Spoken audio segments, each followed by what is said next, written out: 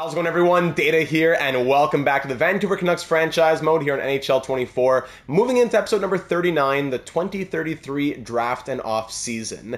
In the last one, we wrapped up year number 10 with a Western Conference Final exit. It was a heartbreaker against a very bad on paper Minnesota Wild team that, of course, defied the odds and took us down in 6 games. It was a crazy postseason run as we beat the Vegas Golden Knights in 7 in round 1, the Ducks in 6 in round 2, but then fell in 6 ourselves to the Wild, who fell in 7 to the Washington Capitals. It was a good season all in all. Great numbers from Stefan Markstrom, 107 points. Lundqvist had 60 goals. Pettersson, 94, turning back the clock. Lekharmaki and Ratu with career highs. Tippett bounced back 36-goal season. Tage Thompson, we picked up at the deadline, 48 points on the year. 10 points in 14 games with us since he came at the deadline.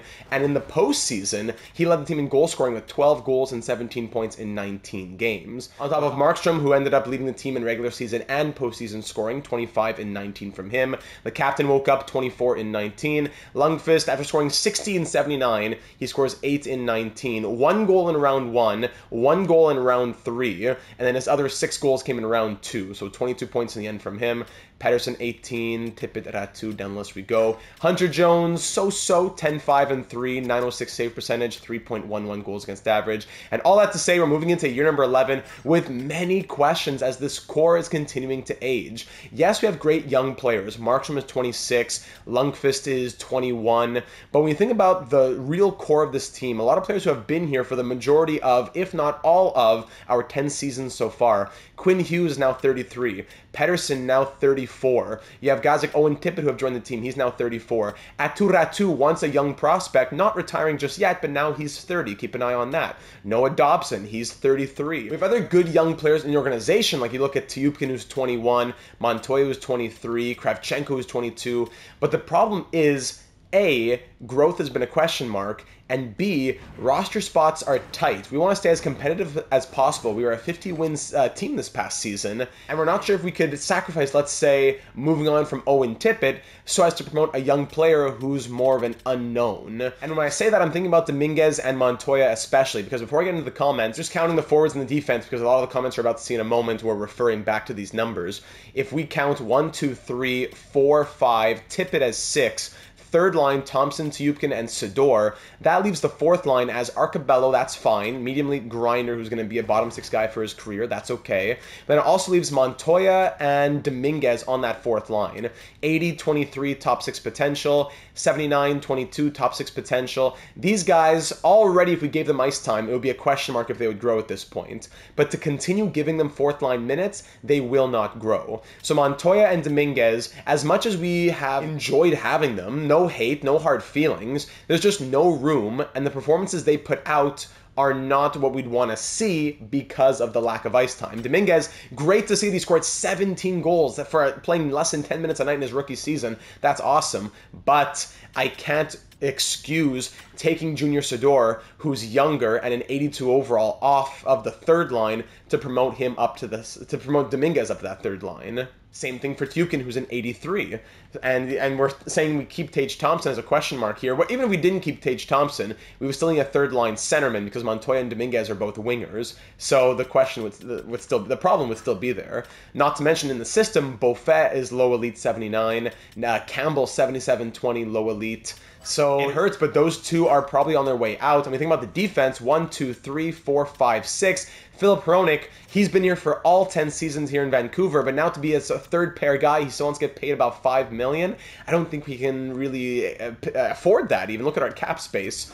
Just our extension dollars are going to be, you know what, we'll have 18.8 to play with. And if we're giving like 3 to Thompson, leaves us like 15 million, maybe we could afford a 1-year deal on Philip Hronek. But the bigger issue is players who want to come up in the lineup. Franklin Quint, we don't really have much stock in him, but we definitely want to see growth from Benito and Alexander, who have low and medium league potentials and are 79 and 77 overall respectively at 22 and 21 years of age. So as much as we love Hronek, he has been a fixture in this franchise, 10 years, all with us, plus the 4 games that he played the year before we came in, so parts of 11 seasons in Vancouver. One of our most consistent players, it would be hard to keep him on.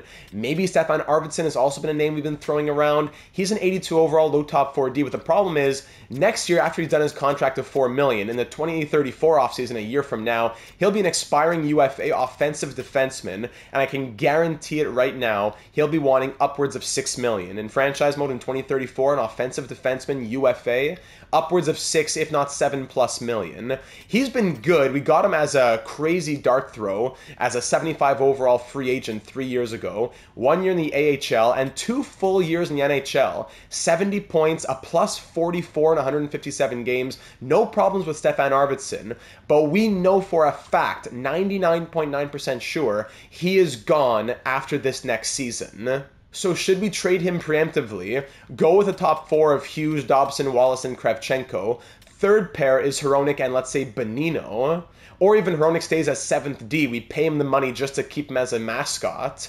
I could see that also being a possibility. Lots of different ways we can go with things. And goaltending, I think we still run it back with Hunter Jones and Rainer Muller, as kind of so-so Jones was. He had his big moments, and he's a great story for us in this franchise mode. Plus, any goalie we trade for would still be another unknown, so I'd probably just keep the devil you know type of thing when it comes to goaltending.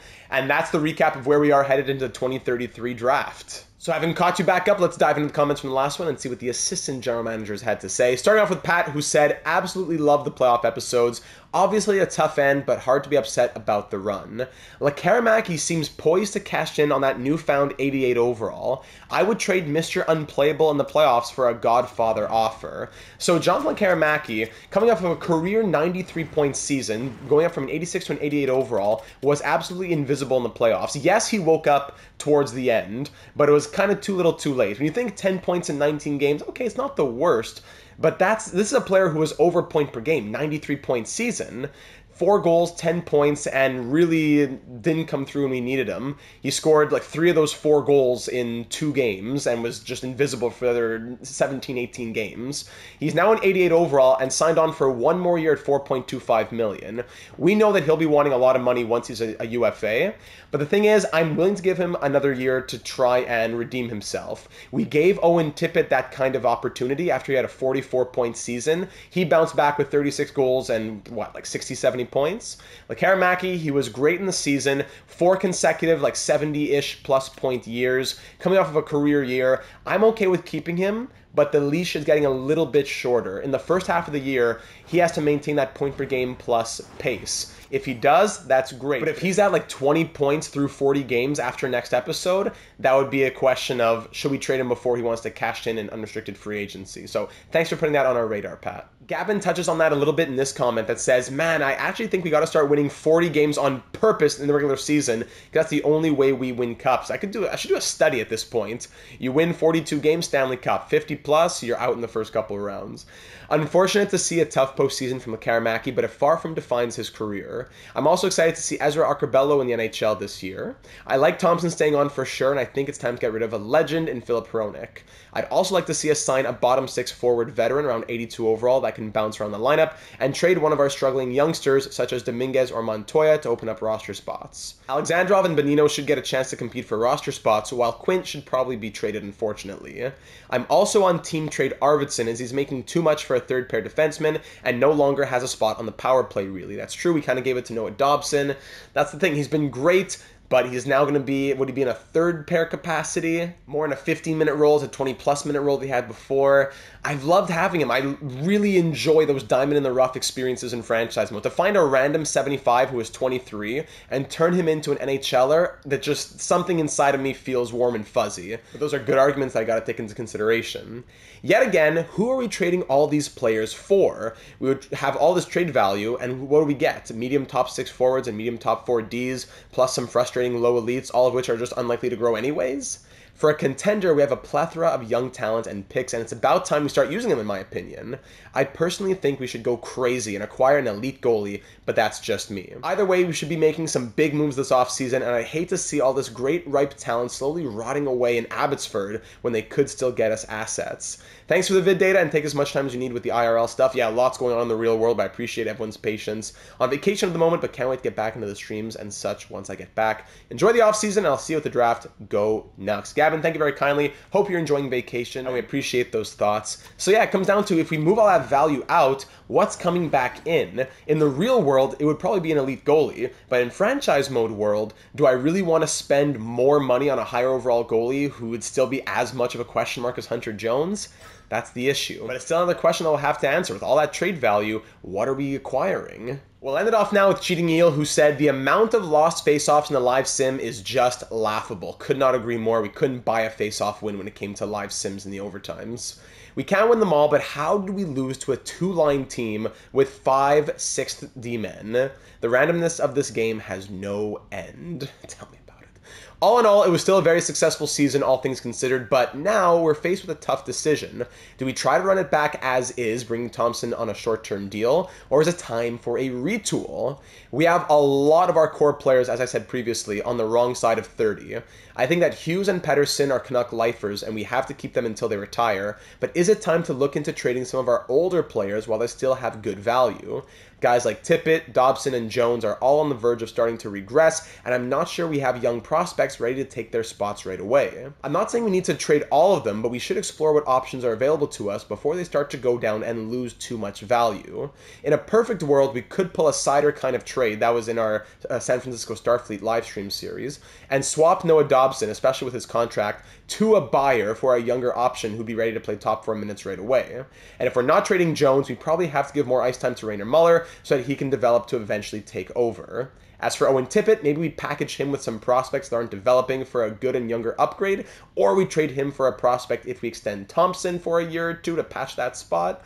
Haven't even talked about Hronik yet, but as a 6th D-man, he'd easily be replaced, so not much of a concern. If we don't make these major trades to get younger this year, maybe we run it back one more time, but next offseason would have to be the year we see major changes. That I agree on again, because like Haramaki would be expiring, Tippett would be expiring, Ratu would be expiring. I think the 2034 offseason is going to be the one where those bigger decisions get made, and then we spend more of that money in free agency probably.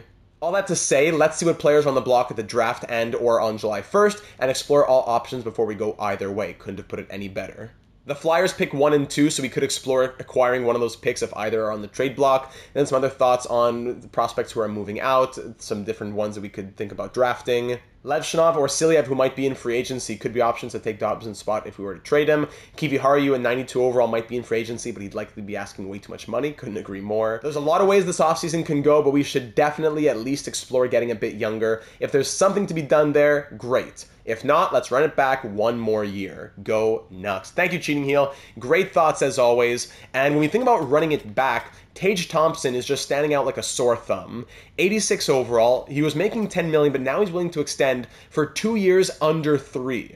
So even if we end up trading him, he regresses, whatever, to get him as third-line center after the performance that he put up in the postseason, on a team that is still trying to be as competitive as possible, I think that's the move. We don't really have anyone in the system who'd be taking over next season, because Ratu's not a centerman, and none of these guys are coming up to be a third-line center by next year. So Thompson coming back, especially with all the money that we have, makes perfect sense to me. And I think I'd even extend him right now, because who knows after the draft what his demand might be, because at 1 year he wants 4.5, 3 years 4.5, so at 2 years, for some reason he wants 3. And at 85%, that brings it down to 2.6. So if he wants to do 2 years at 2.6, I'm more than happy.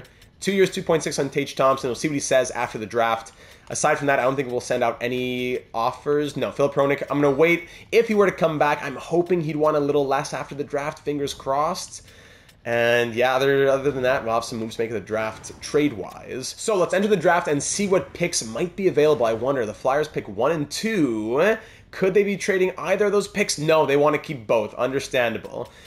The first pick's up for grab. Pick number 10 is the first pick up for grabs from the Blackhawks. So let's get pick 1 and 2 out of the way. The Flyers select medium elite Bolt, great name, and Wild. Bolt and Wild. Was it Francis? Fabian, great name. Fabian Bolt, first overall centerman, and Trenton Wild, second overall defensive defenseman. So that's going to be big for the Philadelphia Flyers rebuild or whatever they're going through right now. Islanders take Cullen, medium elite. The Sharks take Hines, medium top 6. Whoa! For a 4th overall pick, we're already at medium top 6s that you can get in the 2nd round. Ouch. Vitali goes, Jaffrey goes, yeesh. I don't think I want to trade it for any of these guys. Eklund there, so the Rangers get a steal. 77 overall medium elite, Jorgen Eklund. Wow, lucky them.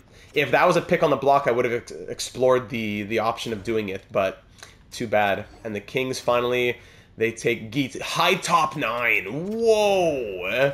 Tough draft class. So if we're going to trade for anybody, maybe Magnus Steen, 2 years away, but Grinder, I don't think so. Bo Johnson, 2 years away, centerman again. Emmanuel Fisset, 4 years away, but medium elite. No, I don't think we trade up for any of these guys, but we have a lot of trade value. Again, just to show you the trade value we'd be playing with. I know it's not gonna be a ton, but when you put it all together, if we were to say we're trading Stefan Arvidsson, and if we even threw in Franklin Quinn, we don't have to, but if we threw in Franklin Quinn, you know what? We might, because Alexandrov, I'd rather have Alexandrov up, 77 overall medium elite versus Quint. So if we throw Quint in, and then we go to the forwards, and I toss in Dominguez and Montoya, this is decent value. Like, just for example, if I wanted a 2034 first, we'd have the value to get that done. So there's a lot of possibilities there. The Blackhawks actually want all 4 pieces. I'd prefer not to trade with the Hawks, though, really, especially just for a random medium top 6 forward. But there must be some buyers out here who have some interesting names on the trade block. So I'm going to allow the Blackhawks pick to go by. I'm going to use this time to check out the blocks around the entire league, see if any bigger names are out there, and if not, we can explore just making a deal happen on our own without someone who's on the block. So going through all the trade blocks in the NHL, there is one name that really stands out in Detroit. We're saying on our end that we want to stay competitive, we also want to get younger as much as possible. We know that Stefan Markstrom is the future. He already is our first-line center, and he's going to continue to be our first-line center going forward. But in the organization, I'm not sure if we have a second-line center who can step into that role anytime really soon. Pettersson's 34, and he's going to continue being elite for a few more years. We have him signed on for 3 more years after this one. He's going to retire as a Canuck. But do we transition Elias Pettersson to the wing and consider bringing in a new future full-time second-line center who will be ready to take up the mantle from Pettersson, but also stay behind Stefan Markstrom? Because Ratu is always going to be on the wing. Campbell, Zykov, Enquist, we have a bunch of guys who have potential, even Backman, but they're not going to really be here anytime super soon. Over on Detroit, we see Marco Kasper on the trade block, 90 overall, 29 years of age, not super young, but we would be getting younger, and signed on for 2 more years at $5.64 million. Couple prospects being drafted there by Chicago and Edmonton. We're not getting super younger, but if we were to trade maybe like an Owen Tippett who's 34, Marco Kasper, 5 years younger, 90 overall on a crazy good contract, coming off of a 93-point season and a consistent 65-plus point player, eating some pretty big minutes with the Detroit Red Wings. We're not sure about his fit entirely, but he has those X factors, 5-star defense, 85 on faceoffs, and look at the puck skills. 99s across the board for puck skills. Marco Kasper is really speaking to me. I know we already have him in our Coyotes series, our Fantasy Draft Coyotes series, but I wouldn't mind doubling up here just because the storyline fits so well. I give priority to the Canucks, of course, for storyline.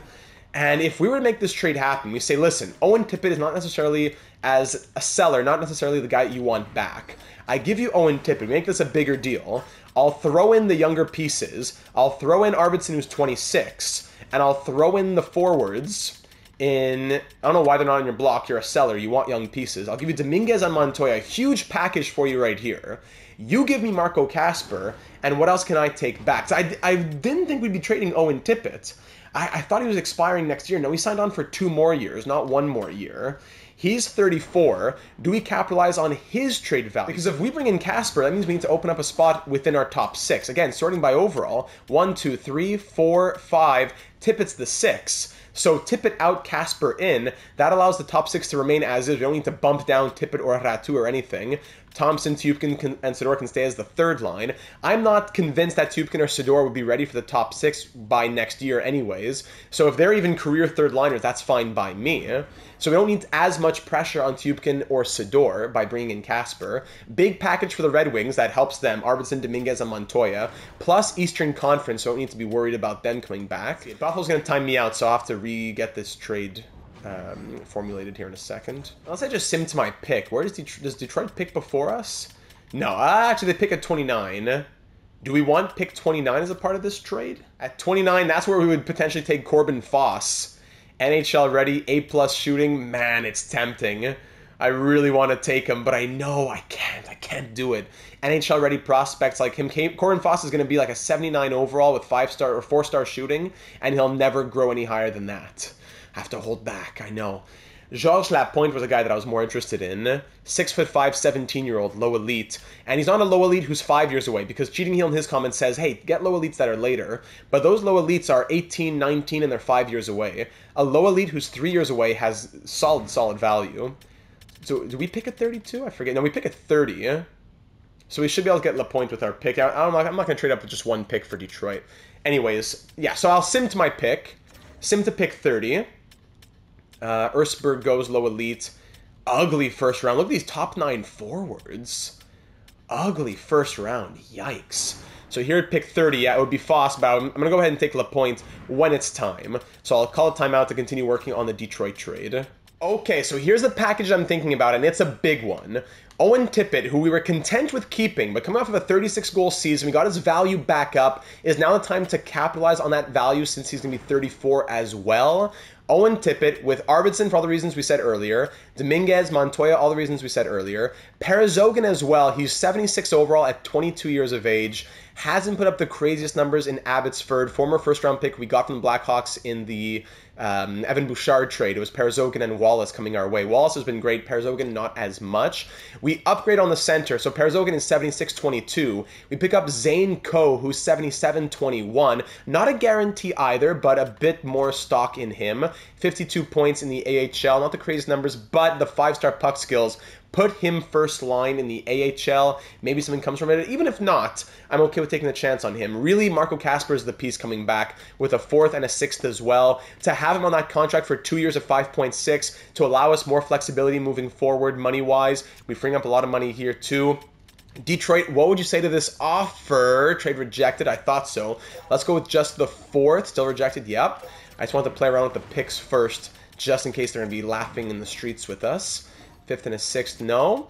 Just the 6th, no. Okay, we'll try just straight up. Still rejected, aren't where you need to be in value offered. So I'm going to take out Parazogan. He'll be used in a separate deal. And now we have a ton of picks ourselves. So I'll give you the 4th now, let's say, from St. Louis. Detroit, what do you say to this? Still not super interested. We have a ton of picks here, and it's not the strongest class. Well, actually, in the 2nd and 3rd round, it is strong, so I prefer to keep as many 2nds and 3rds. I'll give you pick 94, though. Let's go, Detroit. Do you want to trade Marco Kasper for whatever reason? Let's do it. I'm giving you a good package here. It's going to help your team. It's going to boost your rebuild. What do you say here? Still not super interested. 94th. Aren't where you need to be in value offered. Then what's the point of the trade value bar? What is the point? Let's go pick 82. A higher 3rd. Aren't where you need to be.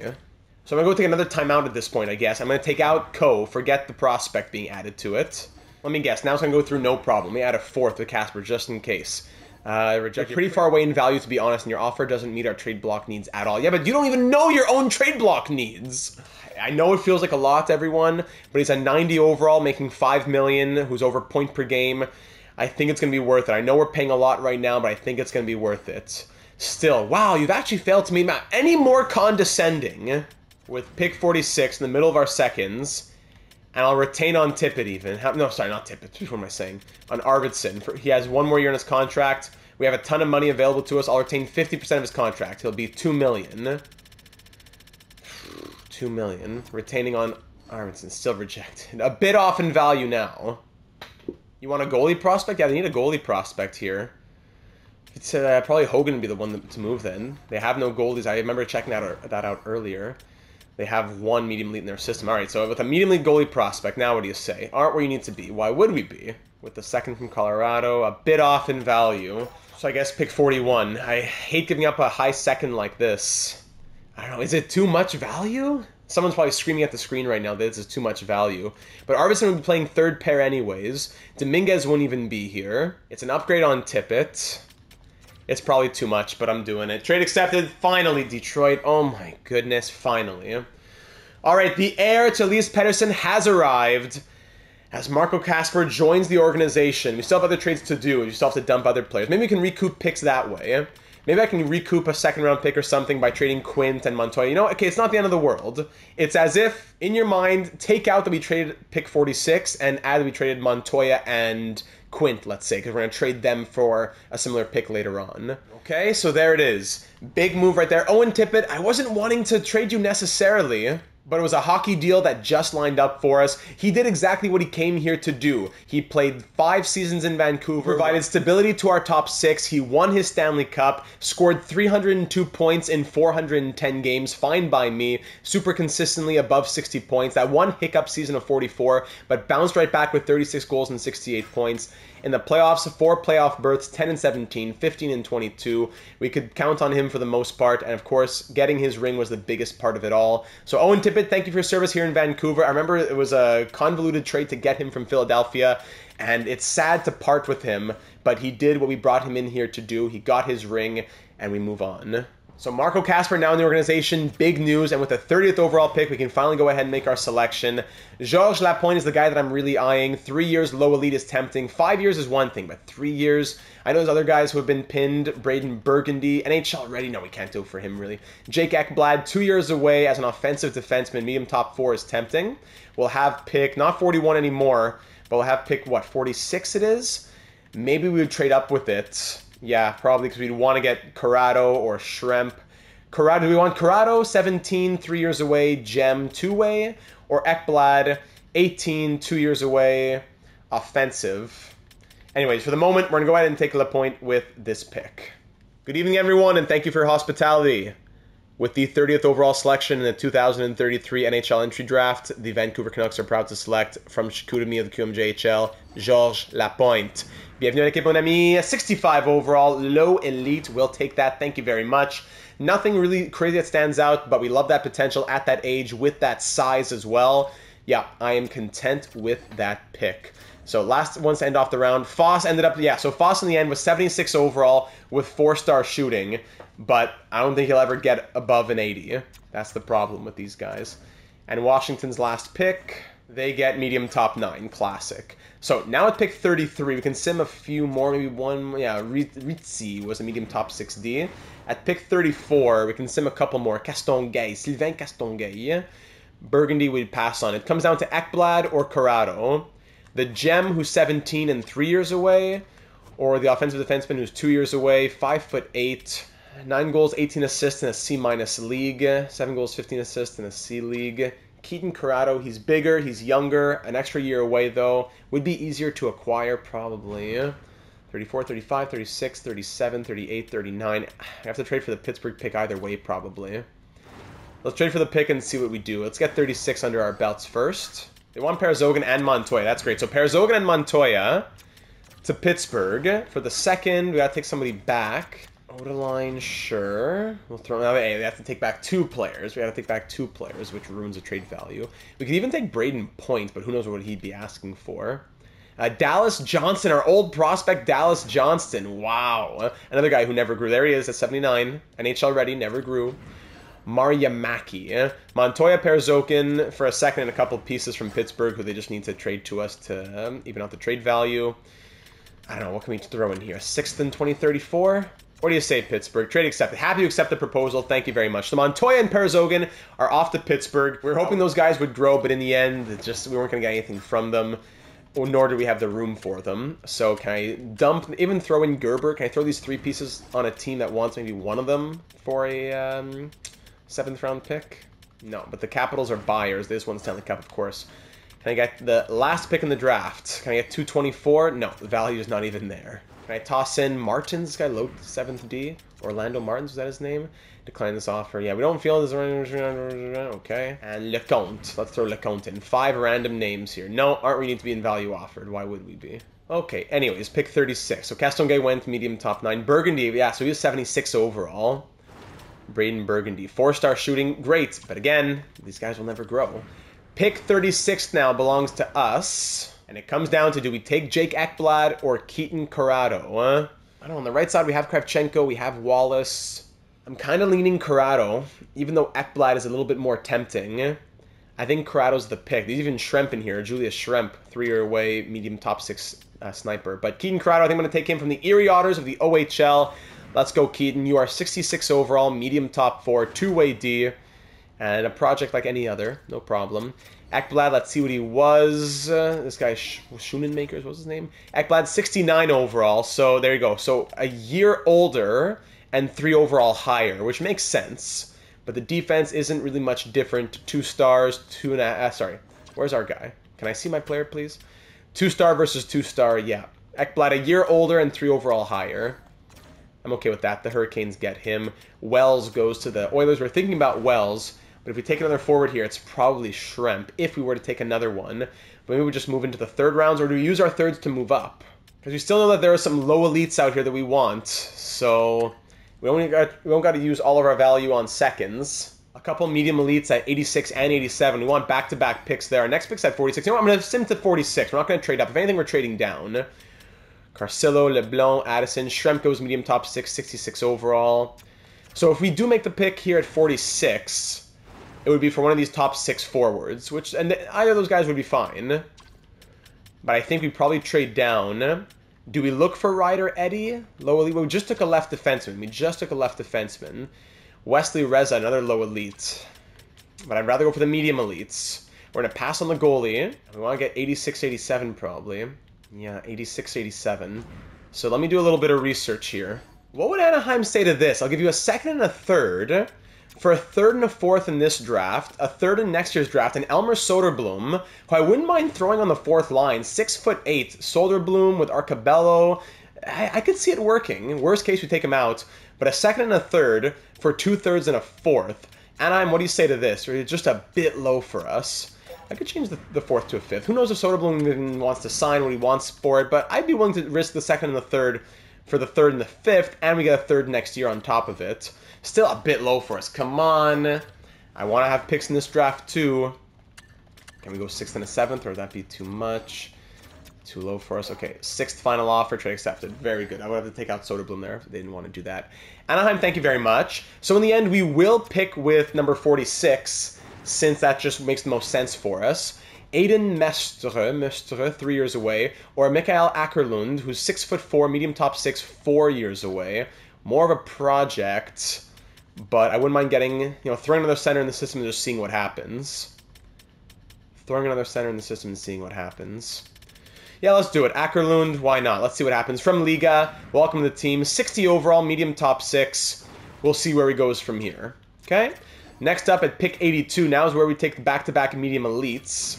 So that's going to be great for the trade value no matter what. So first up would be Roy Day from the QMJHL, medium elite. And next up, so we have back-to-back. He's an enforcer, by the way. Medium elite enforcer, 50 overall. And the next would be the power forward, not Anson Carter, but Aaron Carter from CJAD Morning Radio Show. If you know, you know. Aaron Carter, 56 overall, medium elite, 20 years old again. But it's the trade value, ladies and gentlemen, the trade value. Next pick would be at 120. So we got a few prospects so far. At 120, do we want to move up for anybody? Low top 4D, medium top 6 Stasic, Gene Stasiak. Nothing really standing out at 120, but probably go, yeah.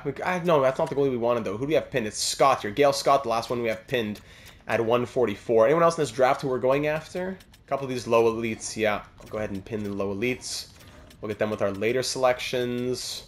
Gene Stasic with the last one. There's a low top 6 gem. Medium top 6 at 19.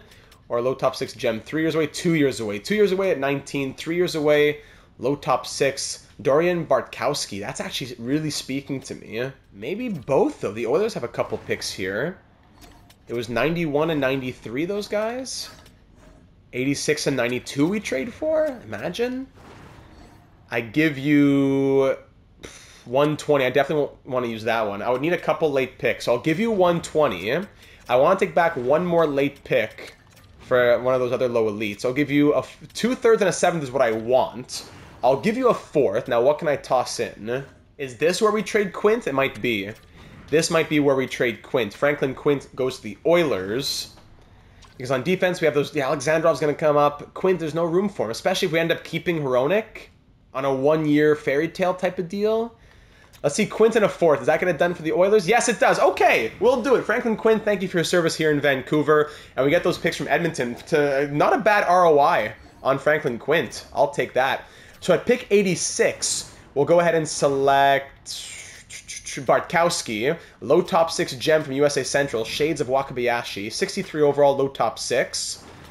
Yep, fine by me. And then we'll go ahead to pick 92. And then at 92, we take the other guy, who should be right here. Yeah, Stasiak, who's 2 years away as a 19-year-old from Kuku Kwowola of Liga, one of our favorite teams. And he's a 67 overall at medium top 6. Yep, I think this draft has been a tidy little piece of business for us. Pick 179. Let's just make sure we're not passing on any of our last 3 guys. Last 3 guys are 140. So we want Scott at 144. 144, 178, 210. So 178, 210, that's fine right here. But 144, the 179 from Anaheim would have to be upgraded. So let's see if we can trade with Seattle. We have 2 6ths next year. So I'll give you my 7th next year, a 6th and a 7th for a 5th right now. They'd probably even give us a 7th out of that. What if we just swap 2035 7th? What do you say here, Seattle? Trade accepted. All right, so there you go. Just moving some picks around between the years. At pick 141, we'll go ahead and take the goaltender now, Gale Scott. Medium elite, throw him in the system. Why not? From the Seattle Thunderbirds. 48 overall. Definitely a project, but guaranteed potential, which is what we care about the most. At pick 190, we'll look at our pinned guys. Last 2 ones on the board. Oh, did one of them go? Oh, the Ukrainian went? Is that what happened? I must have I miscounted that then. Semenov, 51 overall, low elite. Not the end of the world. That's too bad. At pick 190, we'll just take our last guy.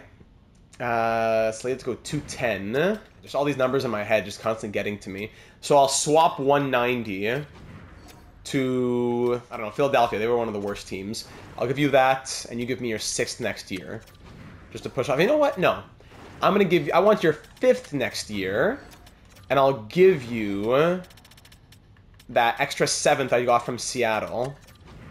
A 6th and a 7th to get your 5th next year. All right, this is a really good deal for us in Philadelphia. I hope you know what you're doing.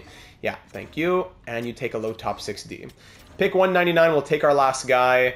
The Islanders want to give us a 7th next year and Jarrett Anderson-Dolan for it. Sorry, I'm going to be taking my guy. Convoluted draft. Dominic Tierney, low elite, welcome to the organization. Sad we couldn't get the Ukrainian. 49 overall, low elite. And there's the draft, ladies and gentlemen. Whew, it was a busy one, filled with trades. A good number of prospects added to the system. Lapointe, Corrado, Ackerlund, Day, Carter, Bartkowski, Stasiak, Scott, and Tierney. All into the system. We'll see who makes it down the years. And Marco Kasper, the biggest one, joining the organization as Quint. Got to re-sign the AHL head coach. I'll do that in a moment. Same for the scouts. Quint, Arvidsson, Tippett, some big names out. Tage Thompson extends, easy decision. That's big news. Getting him for 2 years under $3 million, even if he regresses from an 86 overall. And now with 18.585 to play with, we really only need to give a contract to Filip Hronek, who we could definitely afford a 1-year deal on. Has his demand come down? No, pretty much the same. So I'll take care of the coaching and the scouting, then we'll get back to the screen in just a sec. Okay, back to it. All expiring. So Filip Hronek, if we want to give him a 1-year deal, even if he's 7th D, we just love this man in this organization. What has he done? I put the numbers together. 793 games played, 430 points, a plus 169 in his career. I don't know, would he be... I don't want to give him 85%. That would be 4.56. How about 1 year, $5 million? With the understanding that you might not play all that much, but we're going to give you $5 million and hopefully another Stanley Cup ring. All right? 1 year, $5 million on Filip Hronek. Let's see what he says to that. We have the money. Even with the retaining $2 million on Arvidsson, we have the money. Elmer Soderblom, would you want to stay on or join the team even as a 4th liner? 1 year, $900K. Even a 2-way deal? Yep, I can sign that. And who knows if he even ends up playing, but just to have him there. Hendrix Lapierre, I don't know, Soderblom kind of takes that spot now, because in the system, if you look at the forwards, 1, 2, 3, 4, 5, 6, 7, 8, 9, 10, 11, 12. That's with Podkolzin and Arcabello, and then Soderblom 4th line center, Beaufez in the mix as well. Voinov's even growing. Now, Lapierre would have to walk. Too bad, but Hendrix Lapierre, he was a good depth piece. We got him off waivers, so it's not like we lose anything there. Ned Campbell, he was a 4th round pick of ours. He's growing nicely with low elite potential. We'll give him his ELC. Engqvist, RFA, LeConte will let him walk. These guys got from the Penguins, medium top 6s, both 77, both 25, both former 1st round picks. Did any of them do anything interesting in the AHL? 26 points in 82 games in Pittsburgh last year. Actually, he was in the NHL. And wants NHL money, so no. Mario Mackey will be released. And Odeline also wants NHL money, so not released. Sorry. Sergei Voinov, who was a third-round pick in 2031, he's been growing nicely. I've been impressed with his development. 39 points in 52 games in the KHL, you would think. So Voinov will get his entry-level deal, absolutely, to join the probably Abbotsford squad. Aside from that, we already had a Caden Foss in this team already. That would have been another Caden Foss joining our team if we had drafted that other one. Gerber will release low top 9. The rest of these guys I'll get signed on. Bomick, maybe Beaulieu's the question mark. We'll see. So I'll take care of those guys. RFAs, yep. Unsigned players, anyone making the jump? I don't think any of these players will be making the jump right now. And for goaltending, yeah, Savatsky and Wesley would both need contracts. But then we would have 4 goalies in the AHL. So it'll definitely come down to off-season growth. Between these 4 goalies, 1, maybe 2 will be traded at the start of next episode once we find out what kind of off-season growth is had. So I'll sign all these contracts and then get back to advancing a day. Okay, let's advance today and see what we find. Everyone honored to join the team. Easy decision from Phil Pronik too. That's great. Soderblom is rejecting it. I feel like if I was giving him a chance to play. Well, how can I give you a chance to play, Elmer, when you just joined the team yesterday? Incredible. His ice time from last year affecting this year. It's crazy. So here's the max 2-way deal. How about that? A max 2-way deal to make you happy. A little extra money for you. The RFAs, I qualified all of them because they all wanted 2 years, 1.2, so I qualified all of those. Don't feel the role you offered me is appropriate given my skill set. Well, he's the AHL head coach. Yes, he's A-, but he wanted to be AHL head coach, it said. And he doesn't want... So why are you saying you want a role that then when offered the role, you say it's not appropriate given your skill set? Go to the unemployment line. And now easy decision from Elmer. Great. Okay. Still with $14.56 million to play with and just the RFAs left to sign on, so no problems there. We are in a fine position. These contracts won't last forever though, so we gotta take advantage. Casper at 5.6, Lekaramaki at 4.25, Ratu at 5.25, Thompson at 2.6. We have some high overall players on some good deals, but Kravchenko, Tyupkin, Wallace, Ratu, Lekaramaki, all out of a deal after the season. So, as we've been saying, it's next offseason is going to be the toughest. So, Randy Simpson, goodbye, and congratulations to Drew Farrelly on being promoted to AHL head coach. There you go. Now we just need to add the rest of his staff. There's no associate, no assistant, no goalie coach. That being said, let's advance to July 1st, ladies and gentlemen, and see what is out there in the free agent market. Abbotsford, yeah, that's breaking news of the AHL. An AHL team fired their head coach. So speaking of those expiring contracts, here on July 1st, we can offer extensions. I don't think we want to do it yet. I want to hear from all of you first, but unless there's one that really stands out to me, here on July 1st, Lekaramaki had an 88 overall. What? 13 million? Get out of my office, Jonathan. You're a real jokester, aren't you? 28 million in extension dollars. He wants 13. Ratu would be looking for 8.9. That's way too much even. Christian Wallace wants 6 by 8. I'd probably keep him as an... Now, it's still too much for him as well. Tyupkin at an 83. That's more reasonable. That's what I'm talking about. I could do 3 years on Tyupkin right now, which would pretty much be 2.5. So 3 years at 2.5, that's very fair, I think, for Tyupkin. Kravchenko, he's going to be wanting a lot soon. Yeah, he already wants 6 million. Yeah, come on. We'll wait on him as well. And that's about it already. That's the only one we can offer. The rest are just out of this world.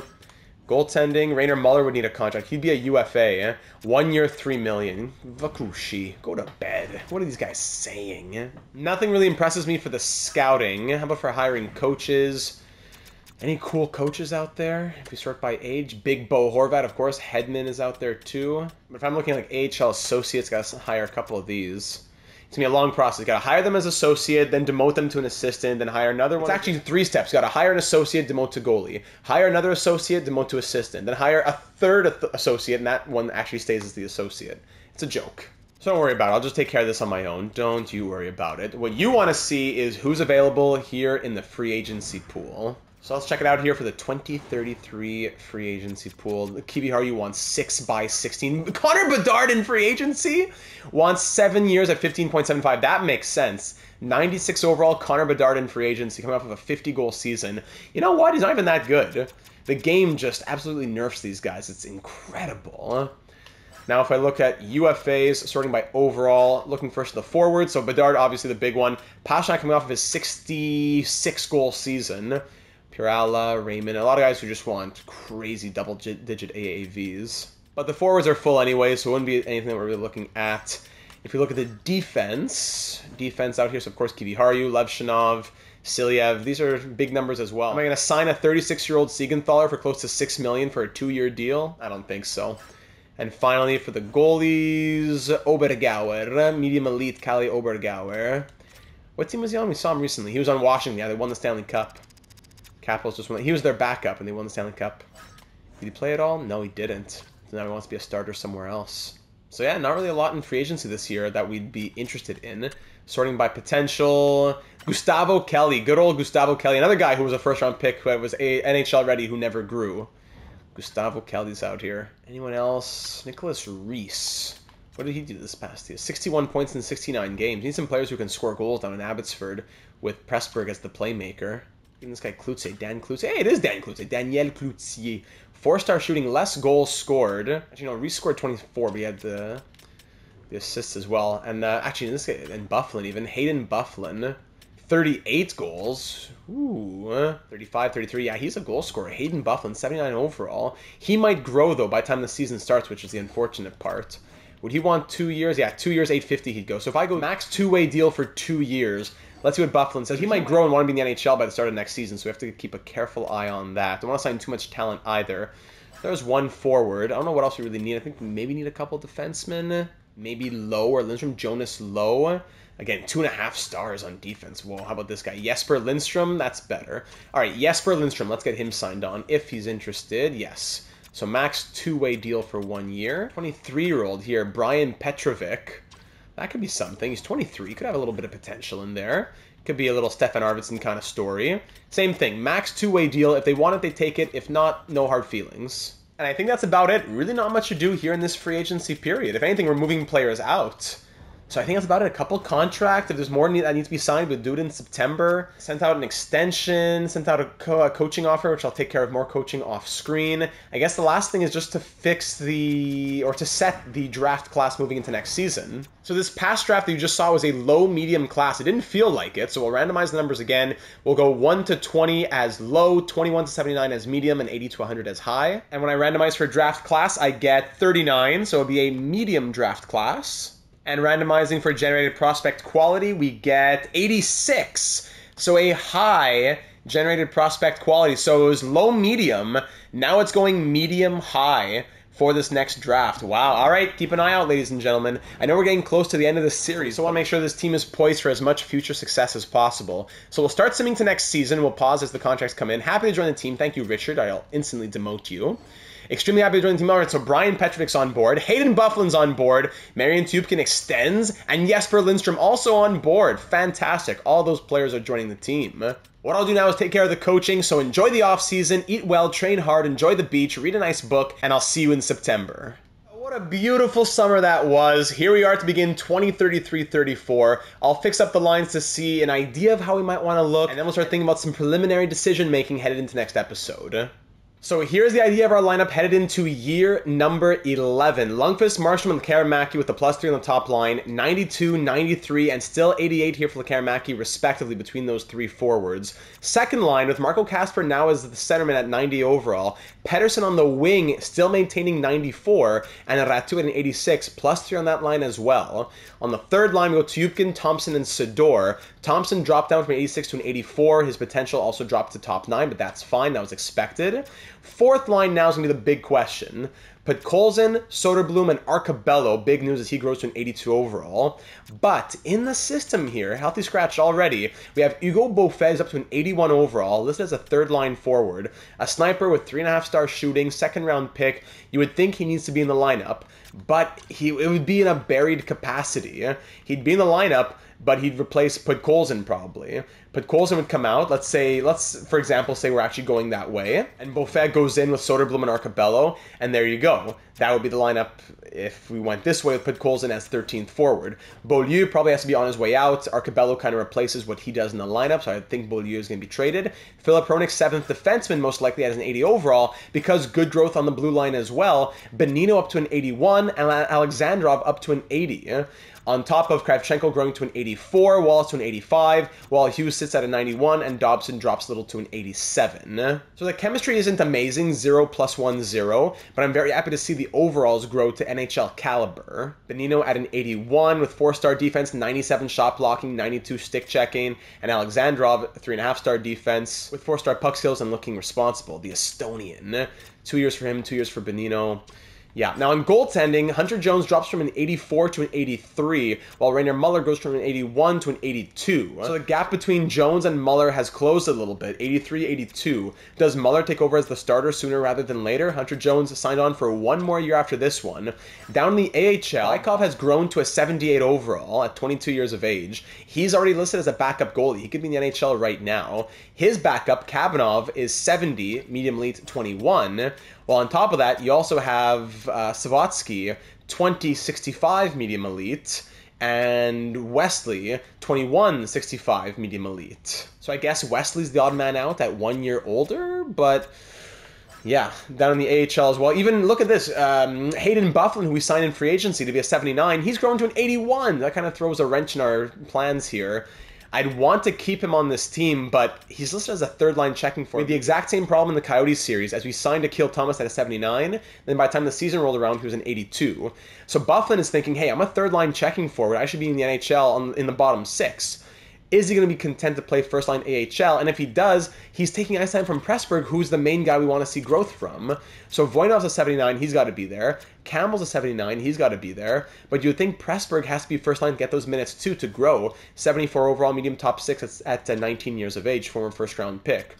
So maybe Bufflin, we just trade him with a 7th-round pick to another team for a 7th-round pick. Then the second line here in Abbotsford can be Kuka, Zykov, Enquist, Bomick, Alto, Moreau, something like that. We can get one more of our healthy scratches in. Valette, who's low top 6, or one of these other guys who has low elite potential could join the lineup. So I think Bufflin probably has to get retconned and traded away. It could be in the same trade as the Beaulieu trade if we're trading him out. On defense, everyone in the AHL defense has the same scheme fit. So that Ferrelli just has horrible fits with the defensemen. -3, 0, -3. I don't think we can do it. We'll probably have to get a different AHL coach. That's a bit too crazy. Even if we move things around, it's the same chemistry everywhere. So we just can't do it. And here, are there any healthy scratches who are defensemen? No, so we could maybe sign one other defenseman to be in the system for any injuries. And that's how the team looks headed into year number 11, ladies and gentlemen. Lots of decisions to make between now and next offseason. There's going to be a lot of decisions. Can Podkolzin stay as 13th forward? Is that crazy? Did the contract extension demands come down at all? A little bit, but Karamaki still wants crazy money. Could be his last season with us. I don't know. Ratu, it's a lot of money for him as well. Christian Wallace, oh boy. Yeah, it is going to be a crazy offseason next year. We have 26.3 to play with, but it's still going to be very, very tight. We'll close it out by looking at the trade blocks around the NHL. Reminder of our trade value that we're playing with here, if you're curious about the trade value on our end. Arcabella has a ton of trade value. That's crazy. All the way down the list here, if you're curious about anyone in particular. Philip Hronik has a good deal of value too. Draft picks, remember that we have a first, a second, 2/3, 2/5, and 2/6 in this draft. Looking at other teams now. And Anaheim, Terry and Formenton on the block. Troy Terry on an expiring deal. Not much in Arizona. No one in Boston. Buffalo, not much. Calgary, not much. Carolina, Nechas and Lustrina on expiring deals, as well as a couple other pieces down here. Chicago, not much. Colorado, not much. Burrows, 68-19. Columbus, not much. Dallas, this guy Holland, ooh, an RFA. Eh? This guy, Damon Holland, 3rd overall pick in 2030, playmaker, 84-point season this last year. He is an RFA, still looking for a contract. Rupe Hintz, that's why. Do we try to do Dallas a favor? In the real world, we could take on Rupe Hintz and his $10 million for 1 year and get a first-round pick from Dallas back, but the AI isn't smart enough to do that. But we should probably try and help them out somehow, because they'll never sign Holland. I don't know, maybe we need to just, as the overseer of this universe, we need to do something about that, maybe. Sider and Palika on the block in Detroit. Edmonton, Bouchard, Anderson, Comtois, Musty, Bushnevich, a lot of names for the Oilers. I'm just curious in Detroit, did Tippett's overall change at all? He's an 85 now. Gotcha. Just wanted to see that. Florida, Harrison, LA Kings, not much. Minnesota, this guy Hickman, 70-20. Yeah, I remember looking at Hickman. Foss was just drafted. He'll be a 76 for a while. Canadians, not much. Nashville, Sveshkov still on the block. He's been on the block the entire series, basically. Ruzicka and Kirk as well, but Sveshkov, 2 more years at 10.4. I was thinking about him over Marco Kasper, but Kasper higher overall, younger, making less money. Just made sense for him. Devils, not much. Islanders, not much. Rangers, Minchikov, Miller, Fox, 4/15 on Fox at 35 years of age. Yeesh. Ottawa, Kachuk, Kulich, Evangelista, Dubois, Chikrin, Haig. Lots of names for the Oilers and for the Senators. Some with more term than others. Philadelphia, Farabee, Konechny, Bean, Bourgault, etc. Penguins, Newhook. Sharks, Mukmadulin on an expiring deal. Zetterlund, Eriksson Ek, Zadina, Samuelson, Bystedt. Seattle, not too much. St. Louis, Barlow, Kyrou, and Saleh. Tampa Bay, Yurchek. Toronto, not much. Gerber, 69.20K. Vegas, not much. 72.20. And this guy, Keefe. Washington, nobody, not really. And Winnipeg, nobody at all. So there are the trade blocks around the NHL, ladies and gentlemen, to close off an eventful offseason with more to come.